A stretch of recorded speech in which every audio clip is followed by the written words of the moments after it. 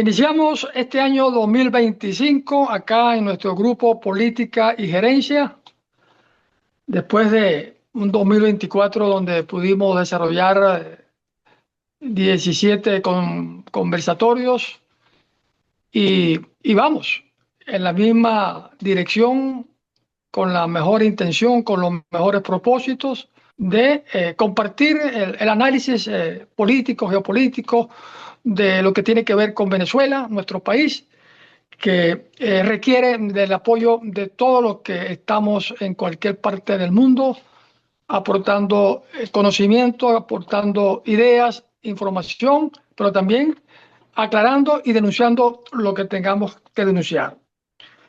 El tema de hoy es un tema muy interesante que me hace recordar, Julián, a los años 60, 70, que es nuestra generación cuando comenzamos a ingresar a nuestras universidades. Yo estuve arrancando en la Universidad Central de Venezuela, igual que tú, y donde para esa época, sin duda, el marxismo-leninismo era la corriente del momento, que eran los que dominaban.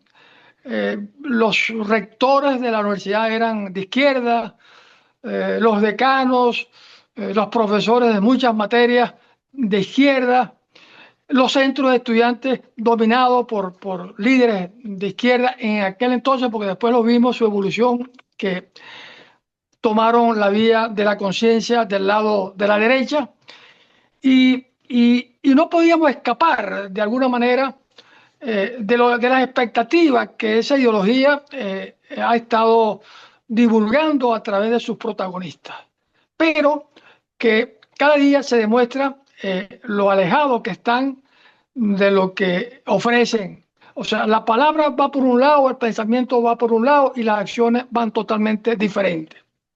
Hay tres temas esenciales que esta ideología ha estado con el tiempo justificando y ofreciéndole a los pueblos incautos para captarle su apoyo. El primero, la famosa igualdad social, parte de que debemos ser iguales socialmente todos, cosa tan inviable, tan antinatura, porque somos seres humanos con propósitos, con intereses, con gustos, con cultura, con conocimientos diferentes.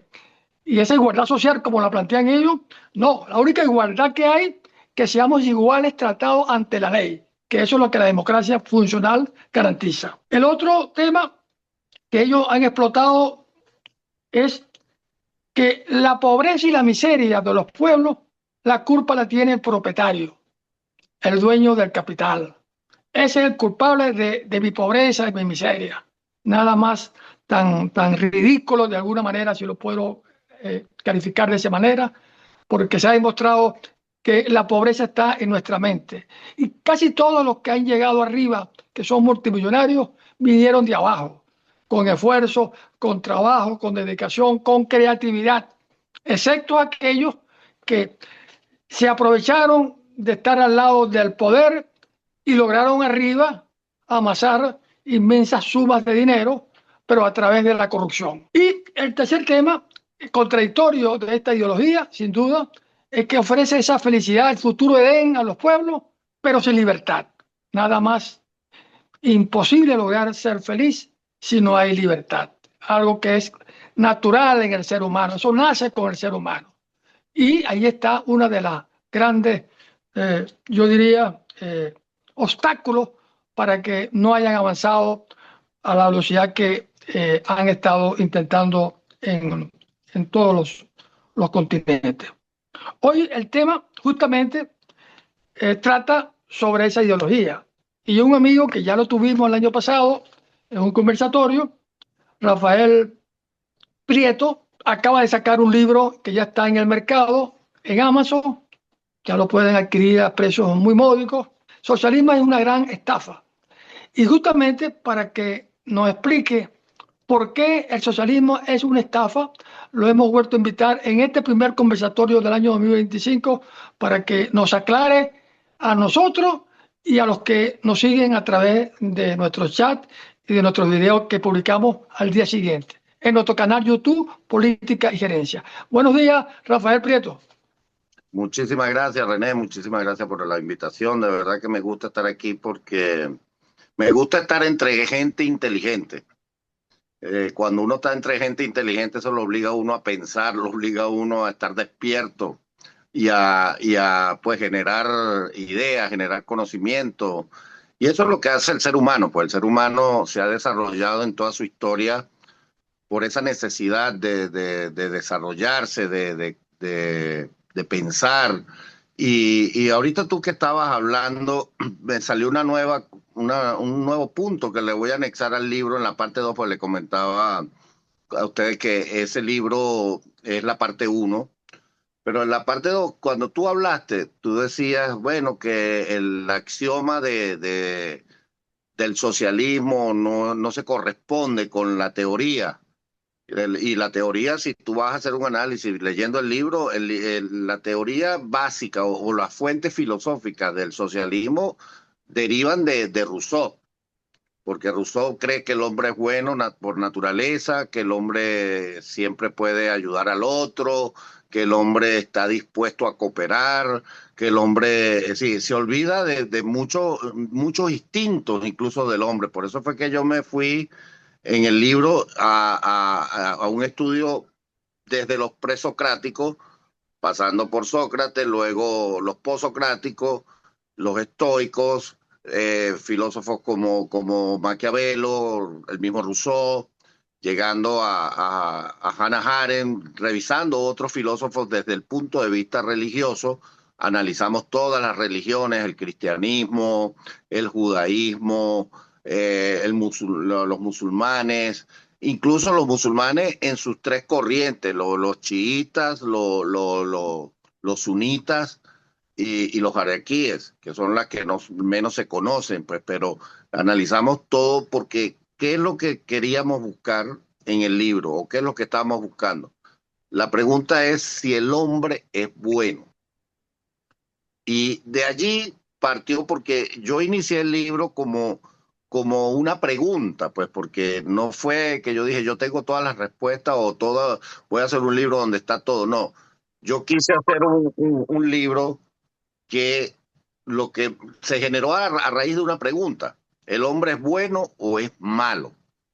Yo como estudioso de la no violencia, certificado en Level 3 Hardware en Keynesian Philosophy, la filosofía de Martin Luther King acá en la Universidad de Rhode Island, eh, pues ya vengo con ese estudio muy profundizado desde el 2009, porque llega el momento donde tú no sabes pues qué acciones tomar contra un mal, si las tomas en formas violentas o en formas no violentas.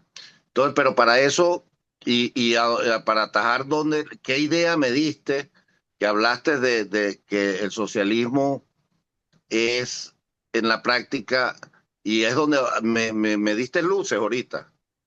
El socialismo tiene un axioma maquiavélico, con un pensamiento de la corriente de Rousseau.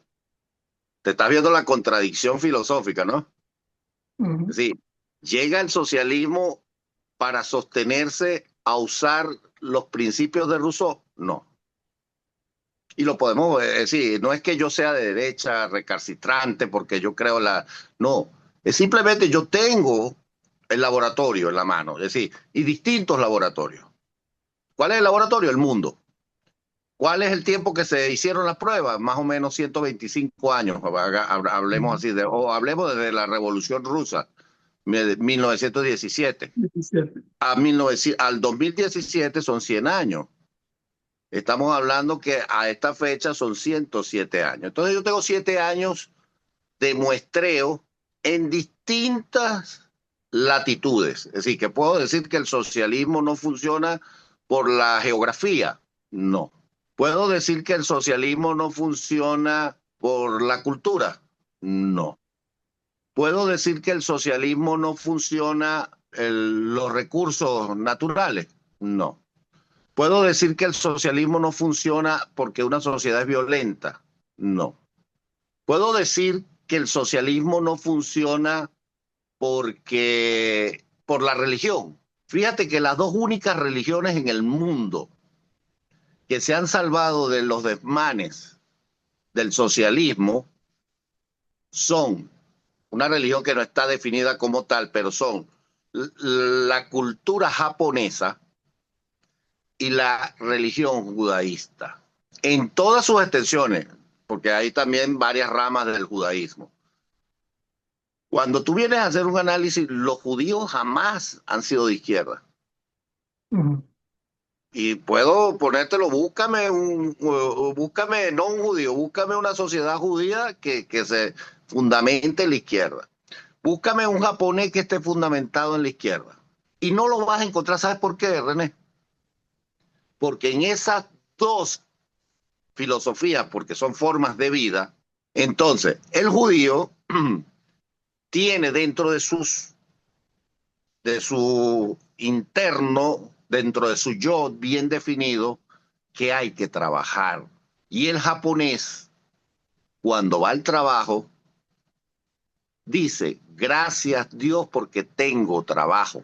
Entonces, volviendo al libro, y precisamente cuál es mi mayor campo de trabajo, es Venezuela, pues porque viví en Venezuela mucho tiempo, porque a través de los cursos de no violencia le di clase a 3.000 personas, más de 3.000 personas en cárceles, en barrios, en escuelas, en empresas, y tú lo sabes, pues yo andaba como una veleta dando clases por todo el país de lo que era la no violencia. Y la no violencia lleva muchas ramas, pues una de ellas es, pues, lleva la antropológica, lleva la psicológica, la psiquiátrica, la pedagógica. Entonces, tú comienzas a generarte preguntas. De hecho, mi tesis doctoral en ciencias sociales fue sobre la sociedad venezolana y de ese trabajo de campo que hice en la sociedad venezolana. Entonces, cuando volvemos acá a lo que el libro trata, entonces, fíjate, los árabes cayeron en el socialismo, los persas cayeron en el autoritarismo que se tiende a confundir con el socialismo. Los norcoreanos cayeron en el comunismo. Los chinos cayeron en el comunismo, que es una cultura ancestral, milenaria, y vino un loco como Mao Zedong y acabó con esa sociedad. Y hoy criticamos a los chinos porque comen murciélagos, comen perros, comen gatos, comen todo. Pero nadie se pregunta por qué los chinos comen perro y comen todo animal que se mueva en las afueras. Y la gente no sabe que ellos comen eso es porque cuando Mao Zedong hubo una hambruna tan grande que murieron 70 millones de personas. Y la gente comía perro, comía primero lo que tenía al alcance, comieron los perros, después comieron los gatos, después comieron los sapos, después comieron las ranas, después comieron los murciélagos, todo lo que iba viendo se lo iban comiendo, pues. ¿O es que tú crees que en Venezuela no se come perro? ¿O no hay gente que come gato? Lo que pasa es que no lo dice y no lo vamos a saber ahorita, lo sabremos a lo mejor en el futuro, ya cuando se salga de este socialismo o de estos zurdos de mierda. Y me disculpa la expresión, porque quiero mantener el nivel del programa, pero es que no hay otro calificativo que quede tan exacto a la izquierda como eso. Y yo sé que muchos amigos, líderes de izquierda se sentirán dolidos, pero es que para mí el socialismo es mi enemigo. El socialismo es enemigo de la libertad, el socialismo es enemigo de la bondad, el socialismo es enemigo de las relaciones humanas, el socialismo es enemigo de todo lo que nos hace a nosotros como seres humanos pensantes con una ideología. Porque para Adam Smith, en su primera, y está en el libro, su primera teoría era la teoría moral de los sentimientos. Para él, todo individuo era capaz de ayudar al otro solo cuando él cubriera todas sus necesidades. Porque eso es un estudio que lo podemos discutir y ese libro lo estoy cocinando, que es 4.000 años de imperio, un estudio que yo entregué en Harvard cuando hice mi diplomado en la parte de no violencia, y yo me dediqué a estudiar 4.000 años de imperios y de sus liderazgos. Eso fue mi peregrinaje hacia la no violencia. Y por eso es que creo en la no violencia, porque sé que el ser humano no es bueno, porque sí estoy también convencido, como lo definía Maquiavelo, que el ser humano es una bestia capaz bueno, una de las máximas del Príncipe es que él decía, y esto para que la gente entienda cuando se habla de Maquiavelo, por qué Maquiavelo es tan malo. Él decía, si tú estás gobernando una comarca y venciste a tu enemigo, en la noche haz una cena, es lógico, lo hace en el lenguaje español antiguo, realizad una cena, invitad a todos tus amigos y a todos tus iguales a la cena, y cuando estén festejando y comiendo, decirle a los guardias que los mate a todos. Y entonces termina la cita diciendo, solo así podrás gobernar en paz. ¿Cuál es la filosofía que sustenta al socialismo? Y lo que yo quise mostrar al mundo es que el socialismo es tan maquiavélico que es capaz de hacer cualquier cosa. Y yo tengo las pruebas en la mano. El que quiera demandarme, que me demande. Yo estoy loco porque me demande alguien para llevar las pruebas. Por lo menos, porque tuve una discusión con alguien en Washington y me dijo, no, pero es que la izquierda nos podemos defender porque eso es tú estás diciendo algo que no es. Yo le digo, no, yo tengo las pruebas. ¿Qué ha hecho el socialismo? ¿Qué hizo el socialismo en Rusia para sostenerse? Todo. Todo lo necesario hizo. Mató gente, creó campos de concentración, los mandaba a Siberia en el pleno frío, los separaba familias. Bueno, el muro de Berlín separó familias, separó ciudad, separó todo. Mataban a la gente. Más de 1.500 personas murieron atravesando el muro de Berlín.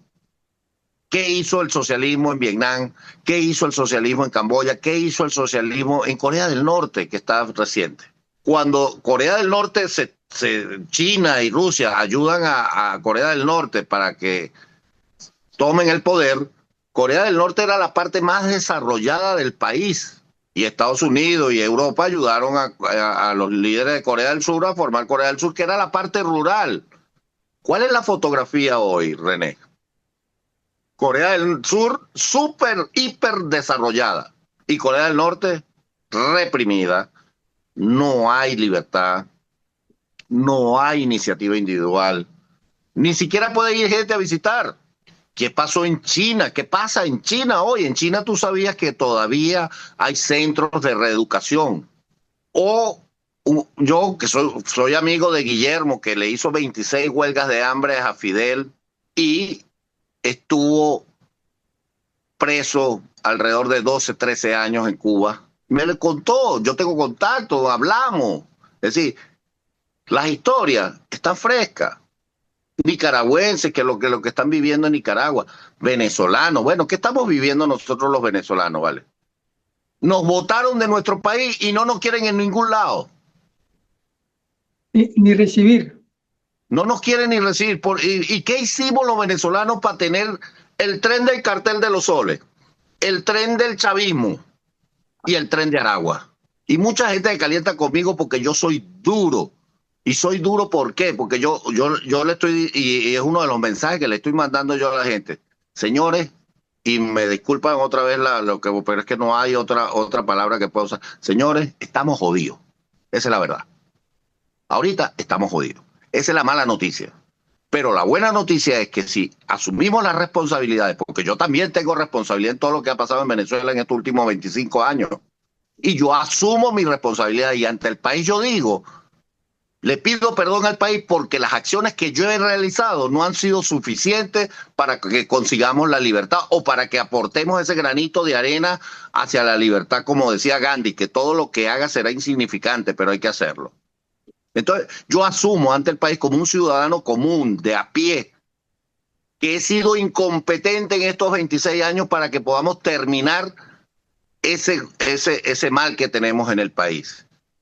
Pero eso ahora me lleva a también el razonamiento de que sí, acepto la responsabilidad y acepto que no me voy a dejar vencer, que voy a tener más fuerza ahora, porque ahora sé lo que no debo hacer, y que diga, no, la izquierda tiene cosas buenas. No, la izquierda no tiene nada bueno. La izquierda ha matado 148 millones de personas en el mundo, señores.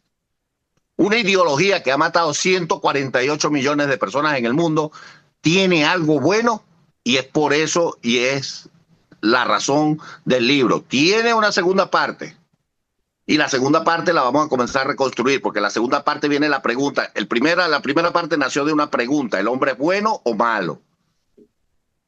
Para poder definir por qué el hombre tiende a ser socialista. Ya definimos eso: el hombre tiende a ser socialista por muchas mentiras que le dicen. Primero, quien creó esa ideología no le gustaba trabajar. Karl Marx dejó morir a unos hijos porque no trabajaba. Preñó a la sirvienta y no reconoció el hijo. No trabajó nunca, vivió del dinero que le dio su papá y su mamá, y después vivió del dinero de su esposa y de su amigo. Entonces, ese hombre creó una ideología que fue tomada en los grandes imperios como chino y ruso, y fueron tan estúpidos que tomaron lo que un fracasado hizo para luego fracasar. Entonces, cada uno que fracasa en su tiempo dice: no, lo que pasa es que el socialismo no se hizo bien allá en X. No, bueno, mira, lo que pasa es que allá hacía mucho frío, aquí no, aquí sí va a funcionar. Y hasta que llegó el estúpido de Hugo Chávez y dijo: no, este socialismo no sirve, lo que sirve es el socialismo del socialismo del 2021. Siglo XXI.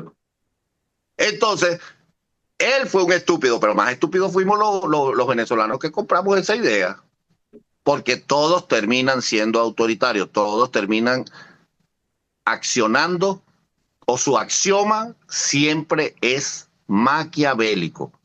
Su discurso es pro-Rousseau, pero su axioma es maquiavélico. Y con eso concluyo pues la presentación del libro.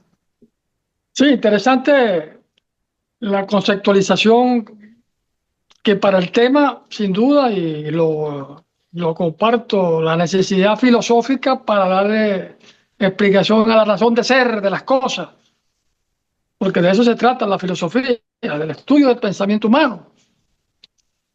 Pero con el tema, como está planteado, titulado, quería hacerte esta muy breve reflexión y confirmarme tú si siempre hemos sido en Venezuela un Estado socialista. En los 40 años antes y en estos 24, que son los peores de estos 24, porque aquí llegó el diablo en su concepción organizada, planificada, la materia fundamental, que es la que los debilita, es la economía, de que funcionaba el voto, la Constitución y la ley como estructura de basamento legal de la sociedad para su interacción, el Estado estatista, el Estado planificador, controlador, interventor, que pone los precios, el que intervenía los sindicatos, o sea, hacía de todo, un Estado socialista. Ahora, por supuesto, no degradado, maximizado a lo que realmente son ellos. ¿Qué opinas tú sobre eso? Bueno, mira, el problema de Venezuela y los países latinoamericanos, cuando lo estudias culturalmente y te tratas de ir a las raíces, nuestro izquierdismo viene de Europa, viene de España, de nuestra madre patria, como decían antes en Venezuela. Es decir, los españoles, tú ves que los españoles todos son socialistas. Hasta el mismo Vox tiene en su militancia un poco de gente que no sabe ni qué carajo tiene en la mente. Es decir, porque llegan a tener una ensalada ideológica. Cuando tú no te defines exactamente qué piensas, cómo vas a actuar, porque recuerda que la ideología, y tú lo sabes porque eres politólogo, cuando yo voy a generar una política pública, cuando estoy gobernando, esa política pública lleva un 60% de carga ideológica. Necesariamente no puede llevar menos de carga ideológica que el 60%, porque entonces tú comienzas a ver, bueno, ¿qué es lo que tú quieres hacer? Primero, la pregunta que nos hacemos nosotros los conservadores: ¿es sustentable? ¿Genera beneficio a la gente? ¿No distorsiona la conducta de las personas? Es decir, si yo te doy un bono a ti de $2,000 todos los meses, eso no va a distorsionar tu conducta. Entonces, nosotros los conservadores pensamos en que no hay que cortar la iniciativa del individuo. Y ahí es donde el socialismo trabaja cortando la iniciativa del individuo, porque solo así ellos pueden combatir el desarrollo de las sociedades, porque ellos necesitan gobernar sociedades pobres. Y lo decía Chávez, se lo dijo a Guaycarpuro Lameda, le dijo, no vale, nosotros no vinimos a sacar de la pobreza del pueblo venezolano, nosotros tenemos que dar a los pobres, porque si ellos salen de la pobreza, entonces se convierten en clase media, entonces votan por la oposición. Entonces el socialismo te necesita pobre, controlable, te corta la iniciativa privada, es decir, la iniciativa individual, y al cortarte eso, te quita las libertades. ¿Cómo te las quita? Porque si tú no tienes capacidad de producir tu propio sustento, tú entonces no tienes capacidad de decidir qué quieres hacer o cómo lo quieres hacer. Entonces, en Venezuela, venimos de una cultura española, izquierdista, no hay país más izquierdista e hipócrita en Europa que España. Mientras en Cuba estaban violando a las muchachas y se estaba muriendo el pueblo de hambre en Cuba, España está negociando con Cuba desde el comienzo de Fidel, pues. Entonces, y España es una sociedad hipócrita, porque ha sustentado el socialismo en otras latitudes y son izquierdistas, y eso pues lo promueve. Bueno, tú ves al presidente Sánchez, amigo de Maduro. Delcy Rodríguez entró a Europa teniendo una prohibición de entrar a Europa. Y eso es lo que el socialismo hizo. Entendió el funcionamiento de la sociedad y al ver que no podía tomar el poder por la fuerza, porque lo intentó Fidel en Machurucuto, lo intentó en Argentina, lo intentó en muchísimos lugares de meterse a la fuerza, lo intentó en Angola, la revolución angolana. Yo estudié con un angolano que me dijo que su papá tuvo que ver a su hermana que la violaban unos cubanos en una habitación. Vamos a ir a Julián, ¿qué pregunta tiene por ahí? Gracias, René. Gracias a Rafael Prieto por el excelente libro que publicaste, que lo bajé recientemente en formato digital y cae instantáneo a nuestros dispositivos. Lo leí de una sentada y me pareció muy bien porque abarca todo el contexto filosófico y hasta histórico de por qué se implanta esta ideología en el mundo analiza, aunque en forma muy somera, el caso Venezuela. Y es por eso que mi reflexión está hacia un punto. Cuando mencionas en tu libro el socialismo, la gran estafa, si se ve que es una estafa y ha sido estafada históricamente desde hace más de 100 años, desde que se implantó en la Unión Soviética, en Rusia, luego en China, en países asiáticos, en Cuba, en Nicaragua, en Venezuela, y eso sigue expandiéndose aun cuando los habitantes conocen cuál es el resultado en mi vecino. Como por ejemplo Colombia. ¿No sabe la gente de Colombia qué es lo que pasa en Venezuela cuando van líneas y hordas y cantidades de miles y miles de venezolanos huyendo a través de la frontera de Colombia de la hambruna y de la falta de libertad que hay en Venezuela? ¿Por qué los colombianos eligen irse por la misma vía? Igualmente, no conocían en Chile lo que estaba pasando en Venezuela con los inmigrantes, por miles y miles de profesionales que emigraron a Chile y la prosperidad que había en ese país, producto de esas políticas económicas que se estaban implantando. Y sin embargo, el pueblo de Chile eligió la vía similar y parecida a la de Venezuela. No sabían otros países, otros pobladores lo que estaba pasando en Venezuela y lo que pasaba en Cuba.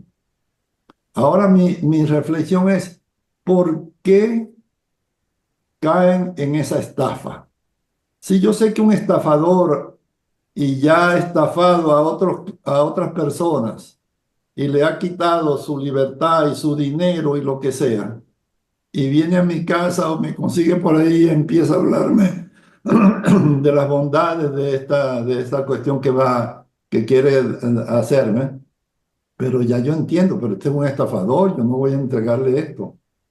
¿Por qué caen la gente y permite ser estafada? Como lo dice en tu libro, El socialismo, la gran estafa. Ahora, mi otra pregunta es, ese por qué.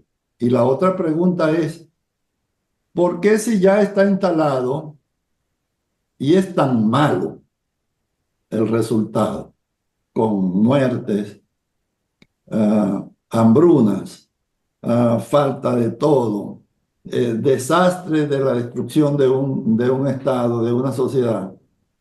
¿Por qué se hace tan difícil sacarlos?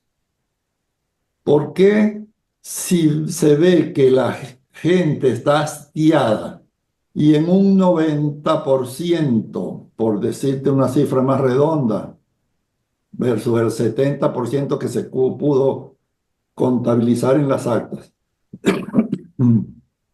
¿por qué se hace tan difícil sacarlo? ¿Por qué se hace tan difícil en el propio país sacarlo? Y por la famosa creencia de que la comunidad internacional va a ayudar a sacarlo. ¿Por qué se hace tan, pero tan difícil? ¿Por qué entran tan fácil, permiten la estafa, se logra la estafa, pero después, ¿por qué es tan difícil sacarlos? Esa es mi reflexión y mi pregunta sobre tu libro. Bueno, la primera pregunta te diría que el hombre es el único animal que tropieza con la misma piedra dos veces, ¿no? Pero realmente esa no es la respuesta. También te podría decir que, bueno, que cuántas mujeres no han entregado lo más puro que ellas tienen a través del engaño. Han sido violadas a través del engaño. Un hombre que viene las enamora, le promete cielo y Castilla y pum, cuando tiene aquello, se va. Más o menos eso es lo que hace el socialismo, ¿no? Te viola, te deja ahí y se va. Pero realmente eso tiene una explicación. La estrategia que tenían los comunistas y los socialistas son lo mismo, es la misma vaina. Es decir, el que es light y el que es... Es decir, el que es light, la diferencia con el que es comunista radical es que todavía no ha trascendido de lo light a lo radical. Pero lo va a hacer. Recuerda que ya definimos que el socialismo tiene un pensamiento de Rousseau, seguidor de Rousseau, pero su axioma es maquiavélico. Entonces, a través que se le vaya complicando más la manutención del poder o la obtención del poder, él va a ir siendo más maquiavélico. Y lo viste en Colombia, pues no podían acceder al poder, hicieron la FARC. Es decir, donde ellos no han podido acceder al poder, se van por lo violento. En Venezuela, Chávez dio un golpe de Estado. Entonces, cuando ellos no pueden, ellos van aumentando la gradualidad de su violencia de acuerdo a la necesidad del escenario. Entonces, el socialismo agarra y te dice, bueno, mira, estudiaron, dijeron, bueno, por la violencia se nos está haciendo más difícil ahorita conseguirle los poderes. ¿Qué podemos hacer? Bueno, comenzaron a estudiar los sistemas democráticos. ¿Qué es lo que fundamenta un sistema democrático? Los sistemas electorales. Entonces, ¿qué comenzaron a hacer a ellos? Comenzaron a secuestrar los sistemas electorales desde antes de la obtención del poder. Y en Venezuela es muy fácil, porque en Venezuela, acuérdate que el pacto de Punto Fijo fue un pacto entre AD y COPEI, pero no hubo presencia de la izquierda radical porque ya la izquierda estaba representada por Acción Democrática y por COPEI, que era centro derecha supuestamente. Y luego terminó siendo centroizquierda, que es una locura, pues un partido que era lo más cercano a la derecha que había terminó siendo centroizquierda. ¿Y qué pasaba con la clase política? Pues la clase política era lo mismo. ¿Y qué pasaba con la clase económica? La clase económica estaba pegada a la clase política porque la mayoría de las 5 familias tomaron control de los del poder del Estado como tal. A lo mejor no directamente, pero sí a través de amigos. Entonces en Venezuela nunca salió un liderazgo que verdaderamente fuese... Sí lo hubo. Reni Ottolina. Reni Ottolina fue el único independiente de pensamiento, fue lo más cercano que tuvimos a la derecha, y el hombre tenía la visión de desarrollar al país esos gobiernos dejaron que la brecha social creciera demasiado. Y Venezuela, la brecha social fue creciendo tanto que le dio cabida a Chávez. Primero le dio cabida a Andrés Velázquez, pero Andrés Velázquez no supo defender sus elecciones. Que Andrés Velázquez creo que habría sido mejor, porque a pesar que lo acompañaba Rodríguez Ará, que lo acompañaba el mismo Aristóbulo, lo acompañaba el mismo Tren, pero creo que Andrés Velázquez, creo yo que pudo, aunque no lo sé, pues pudo haberse zafado de esos comunistas. Pero Andrés Velázquez fue el primer mensaje que se le mandó a la sociedad venezolana. Mira, la brecha social está muy grande, lo que están haciendo los gobiernos, la corrección de Miguel Rodríguez a través de Carlos Andrés Pérez era correcta. Era correcta. Carlos Andrés lo tumba porque le aumentó no me acuerdo cuántos céntimos, 2 céntimos a la gasolina. Y este gobierno ha devaluado, estos ladrones han devaluado la moneda el 100.000% y no pasa nada. ¿Pero por qué no pasa nada? Porque el socialismo tiene su estrategia. Primero, te enamoran el discurso, luego te secuestran los sistemas electorales. Una vez que secuestran los sistemas electorales, ya ellos ganan. En Venezuela no hay elecciones transparentes desde el referéndum del 2002. Todas las demás elecciones se las robó los zurdos de mierda. Pero ahora todo eso, ahora sí hay una fuerza que está luchando contra ellos. Está el presidente Milei, está el presidente Trump, está el presidente Bukele, está el presidente Noboa. Yo voy a estar en la conferencia, el CIPAT, ahora el 19 y 20 de febrero, que es la conferencia internacional mundial de conservadores. Vamos a ver si puedo hacerle algunas transmisiones a ustedes para que la multipliquen. Pero ahí se está discutiendo cómo poder nosotros, que decimos la verdad y que no somos perfectos, cometemos también errores, pero decimos la verdad y lo que queremos es que la felicidad de la gente a través del trabajo. Porque el presidente Trump ha hecho más en 2 semanas, a pesar de que nos ha perjudicado a nosotros los venezolanos, ha hecho más en 2 semanas que lo que hizo Biden en los últimos 2 años. Entonces el socialismo te enamora, te secuestra el sistema electoral y después que tiene el sistema electoral no se van. Y como ellos son maquiavélicos, para ellos irse, ellos van a ir aumentando sus acciones maquiavélicas, su axioma maquiavélico, de acuerdo a la intensidad que la oposición le ponga. Y entonces ellos manejan varios frentes. Ellos manejan el frente armado, manejan el frente de la debilidad moral que hay en Venezuela, que es que compraron a todo que podían comprar. Entonces ellos atacaron a través de la debilidad moral. Tenían el sistema electoral, tenían el sistema de armas, porque a los militares lo que hicieron fue darle las 3C. ¿Tú te acuerdas de las 3C de los militares? Casa, aquello que no lo voy a decir, y comida. Les dieron, eso también es una máxima de Maquiavelo, dejarlos comer a todos, y después que todos hayan comido, ninguno va a poder decir que no comió, porque va a tener la boca sucia. Y eso fue lo que hicieron con los militares. Agarren negocio, pónganse a hacer negocio. ¿O es que no es un gobierno militarista el gobierno de Venezuela? Y ahora, como los militares no les está sirviendo tanto, entonces ahora están las policías. Ok, muy bien. Gracias, Rafael, por tu intervención. Adelante, René, ya para concluir. Sí, claro, ya nos fuimos de la hora. Bueno, sí, en esta pelea desigual, sumar es muy importante y luego arreglar las cosas cuando las cosas ya están estabilizadas y puede haber justicia para determinar quiénes lo hicieron mal en el pasado, quiénes cometieron crímenes, pero hay que llegar al punto que es la ineludible e impostergable salida de un régimen que para nada favorece a la sociedad venezolana.